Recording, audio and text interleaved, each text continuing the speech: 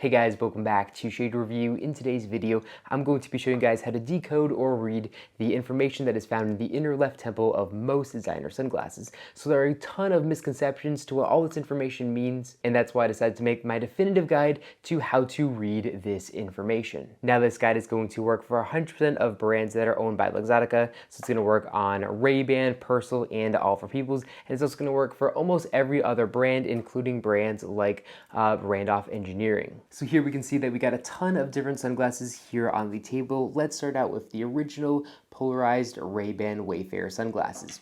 So let's zoom in to the inner left temple of the sunglasses so we can start to decode this information. Okay, so I went ahead and switched over to the macro lens. That way you guys can see this a little bit more clear, especially if you are on a phone. So let's go ahead and start from the left and then move over to the right.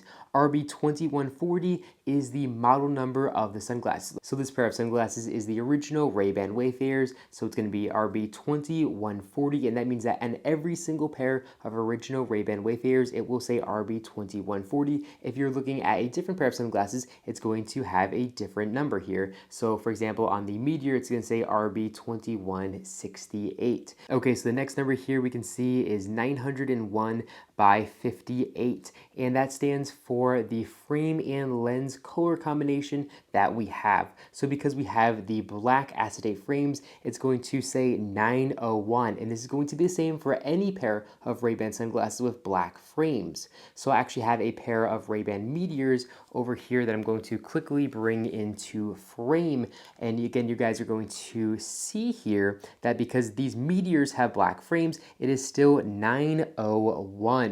So let's go ahead and pop back these original Ray-Ban Wayfarers here and then continue. So the next number is going to be the lens color. So here we can see it says 58, and 58 means it has Ray-Ban's classic G15 lenses. That's probably one of Ray-Ban's most popular lens colors. You're going to see that very often, but if it had different color lenses, it would have a different number or letter there. Okay, so moving over again here to the right, we can see it says 50, a little box, and then 22. And most of you guys probably already know this. This stands for the lens size first and then the bridge width second. So these sunglasses are the standard size of the original Ray-Ban Wayfarer, so they say 50, and then the box doesn't mean anything. It's just to separate those two numbers. And then the 22 here stands for the bridge width of our frames. Okay, so the last part here is 3P, and basically almost nobody actually knows what this means. However, I do.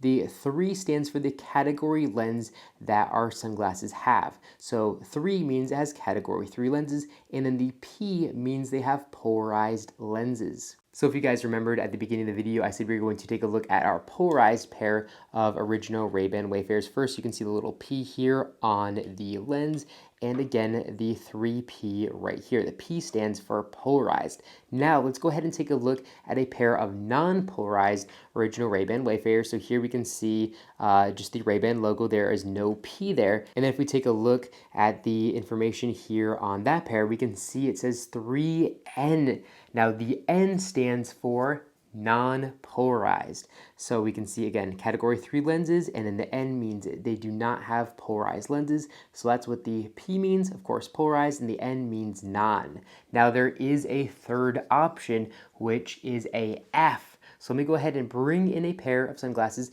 that have a F here to show you guys what that looks like. So here we have a pair of Persil sunglasses that say 3F. So again, the 3 doesn't change. It means that they have category 3 lenses, but the F actually stands for photochromic. Now I'm sure a lot of you guys are thinking right now, Shade Review, you idiot, photochromic starts with a P, not a F. But because the P was already taken for polarized, they of course couldn't use it also for photochromic. They needed a different letter for the designation of photochromic, and they went with the Latin F for photo. So that's why all photochromic lenses have a F instead of a P. So here again, we can see they have category 3 lenses and they are photochromic, so we can see there is a little F. Now I'm actually going to go ahead and move the sunglasses so you guys can see that the Persil sunglasses that you guys were just looking at say Persil PHP, which of course means photochromic lenses. So again, the F stands for photochromic, on the last part of the information on the inner left temple of sunglasses. Okay, so now let's go ahead and talk about lens categories.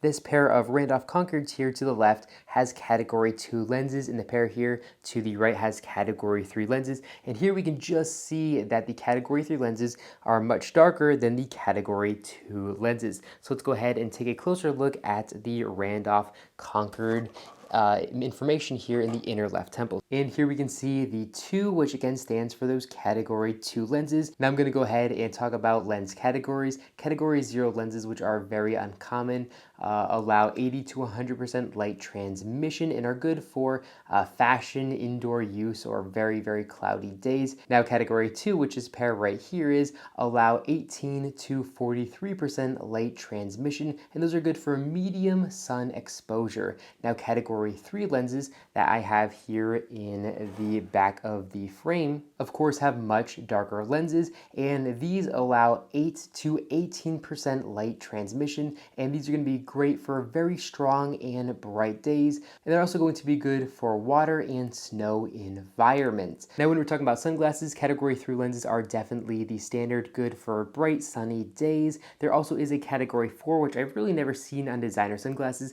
and those category 4 lenses allow 3 to 8% light transmission, and those are for intense sunshine through high mountains, glaciers, and they are not for use when driving on the road. Okay, so now last up here we have a pair of Oliver Peoples sunglasses, and again, let's go ahead and briefly go over what all this information means. Over here to the far left we have our model number, then we have our frame and lens color model number, then we can see it says Oliver Sun, and then 5119, which of course stands for our lens size and our bridge width. And now we have this other weird number right here on this pair of Oliver Peoples sunglasses. And what does that mean? Well, on some pairs of sunglasses, the number directly following the lens size and bridge width stand for the overall length of the temple in millimeters. So here we can see it says 145. So that means that the temples on these Oliver Sun sunglasses have 145 millimeter temple length. Well, I hope you guys enjoyed this video. If you guys did, make sure to give me a big thumbs up down below. And of course, make sure to subscribe button, and then you'll be notified every single time I upload a brand new video, just like this one, to my YouTube channel. Again, thank you all so much for watching, and I'll catch you all in the next one.